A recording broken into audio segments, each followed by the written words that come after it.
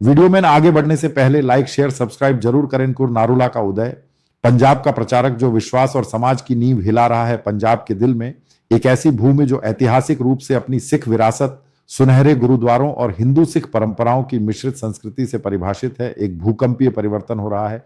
अंकुर यूसुफ नारूला स्वयंभू प्रेरित और खंभरा गांव जालंधर के पास में the church of science and wonders के संस्थापक इस केंद्र में हैं।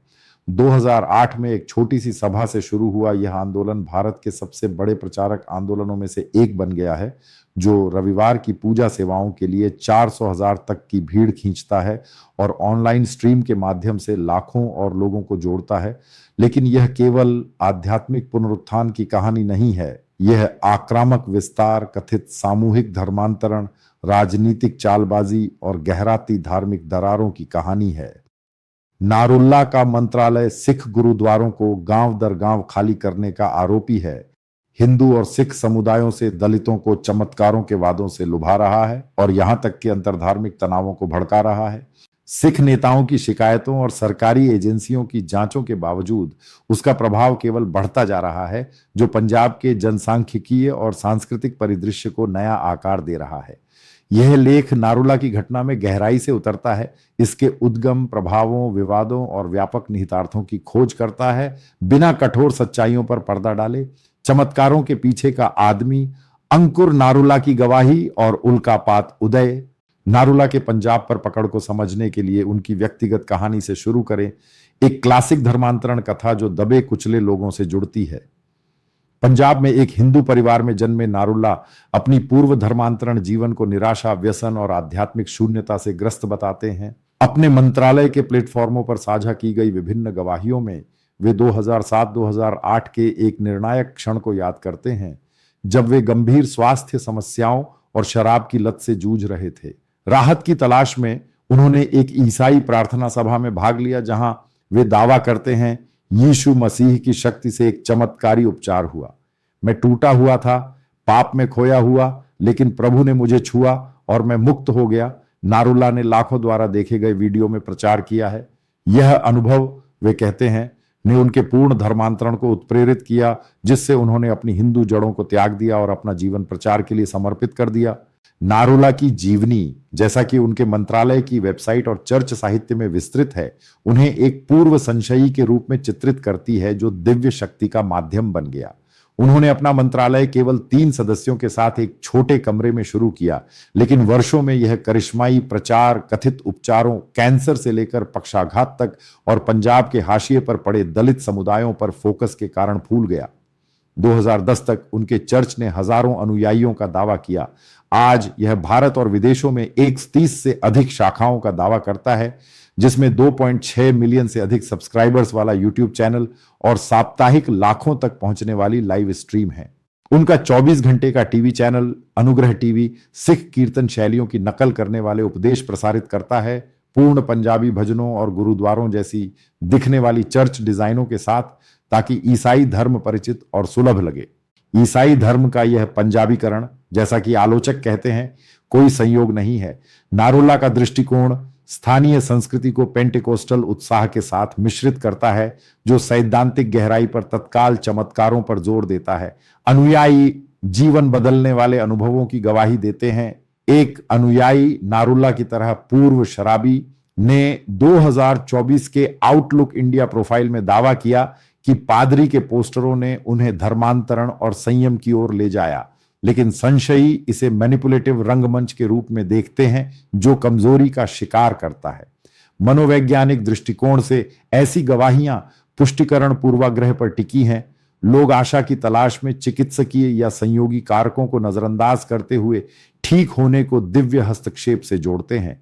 आर्थिक रूप से उच्च बेरोजगारी और जाति भेदभाव वाले राज्य में नारूला का चर्च सामुदायिक समर्थन, कल्याण कार्यक्रम, कथित रूप से विदेशी दान से वित्त पोषित और सुशु की भावना प्रदान करता है, जो पंजाब के पारंपरिक डेरों से समानता रखता है, लेकिन ईसाई मोड़ के साथ। नारूला का उदय किनारे के मामलों से रहित नहीं है। असफल उपचारों से मौतों की रिपोर्टें सामने आई हैं, हालांकि असत्यापित, जो जवाबदेही पर सवाल उठाती हैं। उनकी कहानी, जबकि धर्मांतरितों के लिए प्रेरणादायक है, दर्शाती है कि कैसे व्यक्तिगत आघात सामूहिक आंदोलनों को ईंधन दे सकता है, लेकिन पंजाब के बहुलवादी ताने बाने को किस कीमत पर। ईसाई विश्वासों में विशाल लहरें, सभाएं जो मेगा इवेंट्स से प्रतिस्पर्धा करती हैं। नारुल्ला की रविवार सेवाएं पैमाने और तमाशे की मिसाल हैं। उनके मंत्रालय के आधिकारिक दावों में मुख्य खंबरा चर्च में 400,000 उपस्थितियों का दावा है, जिसमें ऑनलाइन स्ट्रीम के माध्यम से और लाखों जुड़ते हैं। ये आंकड़ा आर्टिकल 14 और डी ट्रिब्यून जैसे मीडिया रिपोर्टों में गूंजता है। ये शांत सभाएं नहीं हैं, ये उच्च ऊर्जा रैलियां हैं जिनमें हल्लेलुयाह की चीखें, भावनात्मक गवाहियां और कथित भूत निकासी शामिल हैं। वीडियो में लोगों की भीड़ दिखती है, कई ग्रामीण गांवों से हाथ लहराते हुए स्तुति में, जबकि नारुला माइक्रोफोन हाथ में राक्षसी ताकतों पर विजय घोषित करते हैं। इसने पंजाब में ईसाई अभ्यास को गहराई से बदल दिया है। पारंपरिक कैथोलिकवाद और प्रोटेस्टेंटवाद, जो कभी राज्य की 1.5% आधिकारिक ईसाई आबादी 2011 जनगणना के अनुसार में प्रमुख थे, अब नारुल्ला की पेंटेकोस्टल शैली से प्रतिस्पर्धा करते हैं, जो ग्लोसोलालिया, जिह्वाओं में बोलना, समृद्ध सुसमाचार और मूर्ति विरोधी बयानबाजी पर जोर देता है, जो सूक्ष्म रूप से हिंदू और सिख प्रतीकों की आलोचना करता है। धर्मांतरित अनुष्ठानिक विश्वास से अनुभवजन्य की ओर बदलाव का वर्णन करते हैं। यह मूर्तियों के बारे में नहीं है, यह जीवित ईश्वर के बारे में है, एक अनुयायी ने 2022 में द टाइम्स ऑफ इंडिया को बताया।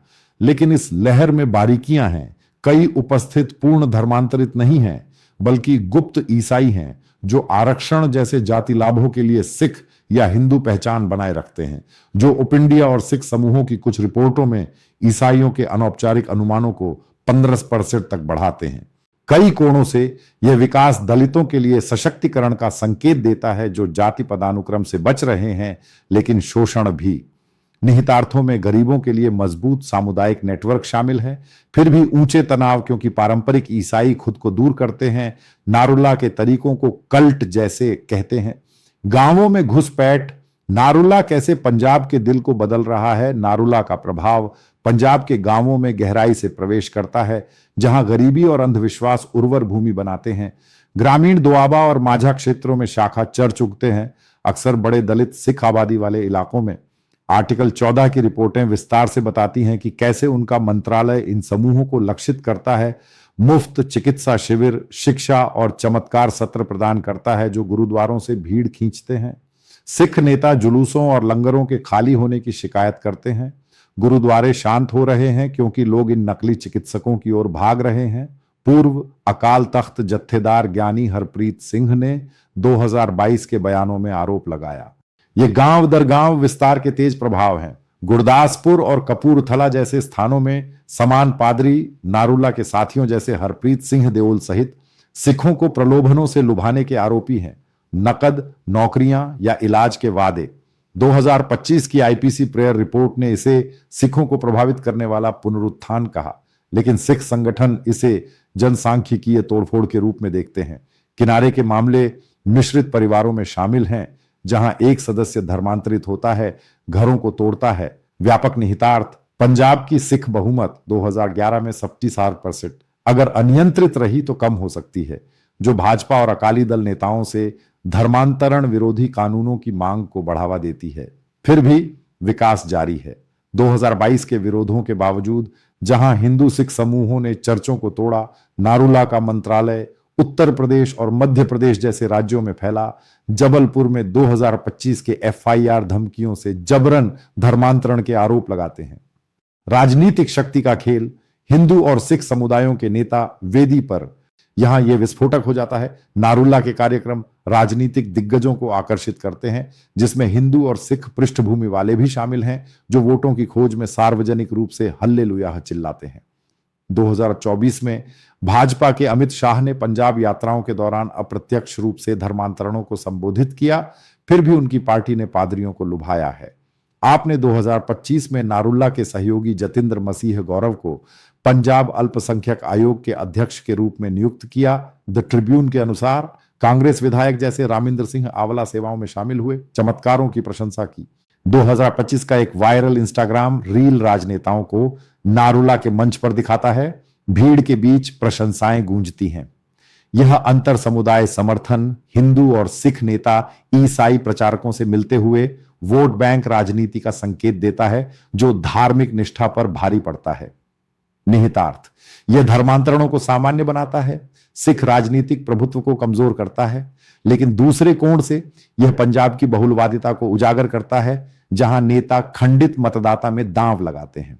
आलोचक इसे पाखंड कहते हैं। सिख राजनेता निजी तौर पर धर्मांतरणों की निंदा करते हैं लेकिन दलित वोटों के लिए शामिल होते हैं।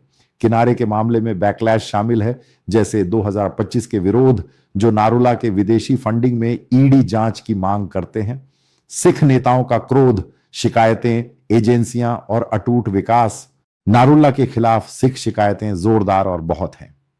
शिरोमणि अकाली दल और अकाल तख्त जैसे संगठन उन्हें अंधविश्वास और विदेशी धन का उपयोग कर जबरन धर्मांतरण का आरोपी ठहराते हैं। रेडिट थ्रेड्स और ऑर्गेनाइजर रिपोर्टों में गूंजता है। 2022 में जालंधर विरोधों में पुतले जलाए गए। 2025 तक दक्षिणपंथी समूहों ने अवैध धर्मांतरणों के सबूत के लिए इनाम की पेशकश की। यूसीए न्यूज के अनुसार वीडियो में आगे बढ़ने से पहले लाइक शेयर सब्सक्राइब जरूर करें।